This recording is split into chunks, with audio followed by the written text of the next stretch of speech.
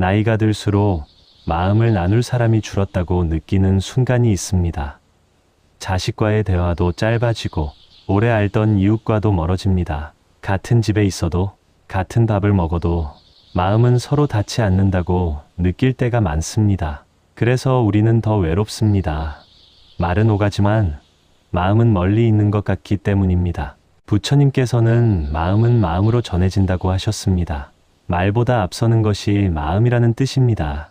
이해하려는 마음이 먼저일 때 관계는 조금씩 풀립니다. 상대가 변하지 않아도 내 마음의 방향이 바뀌면 관계의 공기가 달라진다는 가르침입니다. 여러분들, 우리는 늘 오르려 애쓰며 살아왔습니다. 하지만 노년에 필요한 것은 정답보다 공감일지도 모릅니다. 마음을 잊는다는 것은 설득이 아니라 잠시 내려놓고 바라보는 일입니다. 그때 비로소 끊어진 줄 같던 인연이 다시 이어질 수 있습니다. 오늘은 부처님 말씀과 철학자들의 명언을 바탕으로 마음과 마음을 잇는 삶에 대해 이야기해 보겠습니다. 원효, 대사의 사신 같은 삶과 화쟁의 지혜.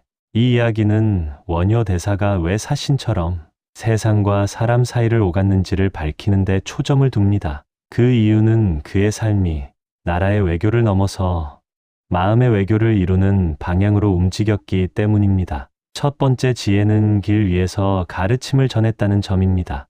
원효 대사는 절 안에 머무르기보다 길 위에 섰습니다. 그는 백성 속으로 들어가 노래하고 웃으며 가르침을 나누었습니다. 부처님 말씀 가운데 중생이 있는 곳에 법이 있다는 뜻을 그는 삶으로 보여주었습니다. 이 말은 수행이 특별한 장소에만 머무르지 않는다는 의미를 담고 있습니다. 원효 대사가 사신처럼 보였던 이유는 사람과 사람 사이를 잇는 다리가 되었기 때문입니다. 왜냐하면 그는 교리를 전달하는 데서 멈추지 않고 삶의 언어로 풀어냈기 때문입니다. 장터에서 아이를 업은 어머니에게도 논에서 허리를 펴는 노인에게도 같은 마음으로 다가갔습니다. 그 모습은 마치 나라의 뜻을 전하는 사신이 민심을 살피듯 세상의 마음을 살피는 모습이었습니다. 두 번째 지혜는 화쟁 사상입니다. 원효 대사는 다른 주장과 교리가 부딪힐 때 싸우지 않았습니다. 그는 모든 가르침은 한 마음으로 돌아간다고 전했습니다. 이 말은 서로 다른 말이 결국 같은 자리를 향한다는 뜻입니다. 불교, 경전의 해석이 갈라질 때 그는 하나의 관점만 옳다고 하지 않았습니다. 그렇게 한 이유는 다툼이 마음을 좁히기 때문입니다. 왜냐하면 옳고 그름에 집착할수록 자비가 사라지기 때문입니다. 그래서 그는 화해의 언어를 선택했습니다. 사신이 나라 사이의 갈등을 풀듯 원효 대사는 마음의 갈등을 풀었습니다. 세 번째 지혜는 깨달음은 일상에서 온다는 가르침입니다. 원효 대사의 해골 물 이야기는 널리 알려져 있습니다. 어두운 밤에 마신 물이 아침이 되자 달라 보였다는 체험입니다. 그는 모든 것은 마음이 만든다는 부처님 말씀을 몸으로 이해했습니다. 이 체험은 특별한 수행보다 마음의 전환이 중요하다는 사실을 보여줍니다. 그런 깨달음을 전한 이유는 누구나 일상에서 길을 찾을 수 있기 때문입니다. 왜냐하면 삶의 자리 자체가 수행의 도량이기 때문입니다. 여러분도 일상에서 생각이 바뀌는 순간을 겪어본 적이 있습니까? 그때 우리는 원효 대사의 웃음을 떠올리면 좋겠습니다. 네 번째 지혜는 지식보다 자비를 앞세웠다는 점입니다. 원효 대사는 수많은 글을 남겼지만 글에 갇히지 않았습니다. 그는 지혜는 자비로 드러난다는 뜻을 강조했습니다.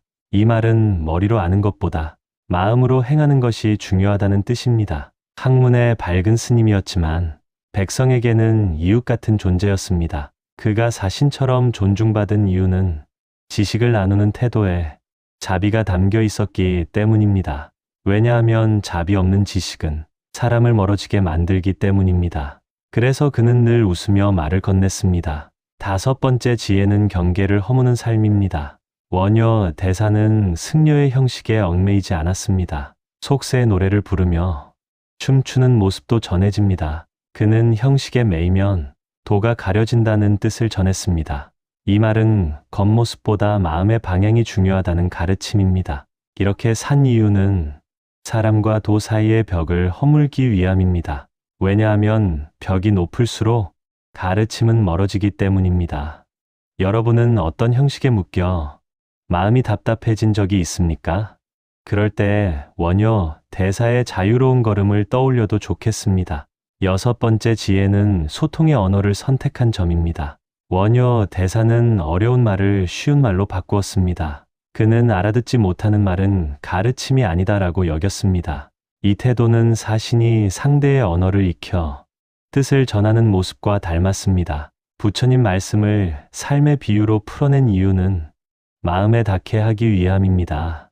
왜냐하면 마음에 닿지 않는 말은 행동으로 이어지지 않기 때문입니다. 그래서 그의 말은 오래 남았습니다. 아침 산책길에 들은 한마디처럼 자연스럽게 스며들었습니다. 7번째 지혜는 사람을 중심에 둔 수행입니다.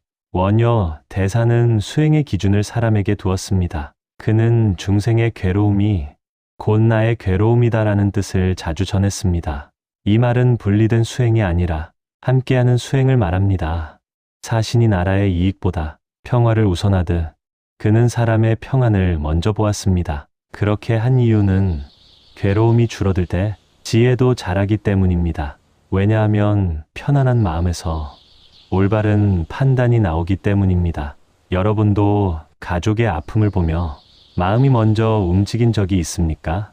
8번째 지혜는 노년과 약함을 존중한 태도입니다. 원효 대사는 힘없는 이들을 외면하지 않았습니다.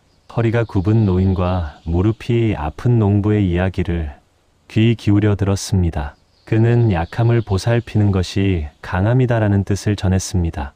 이 가르침은 노후의 삶을 살아가는 이들에게 큰 위로가 됩니다.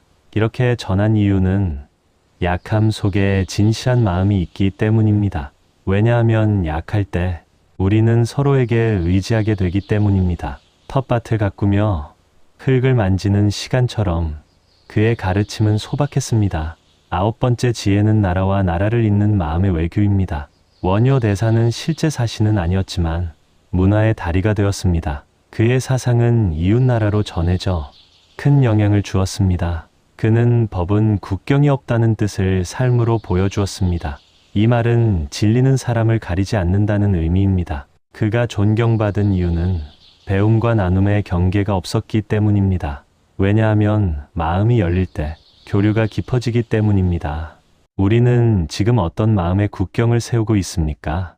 10번째 지혜는 내려놓음 속의 자유입니다. 원효 대사는 명예와 지위를 붙잡지 않았습니다.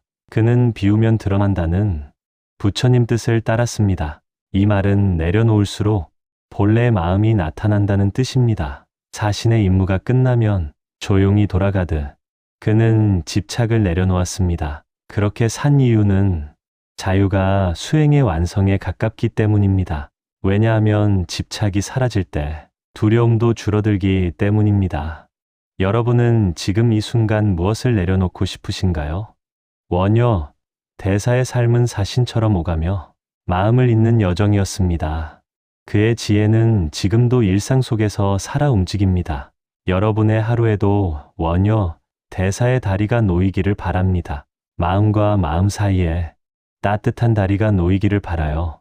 그래서 오늘 하루도 덜 외롭고 더 따뜻하시기를 바랍니다. 오늘 이야기가 마음에 드셨다면 구독과 좋아요 부탁드려요. 여러분의 작은 응원이 더 좋은 이야기를 만드는 힘이 됩니다. 다음에도 따뜻한 이야기로 찾아뵐게요.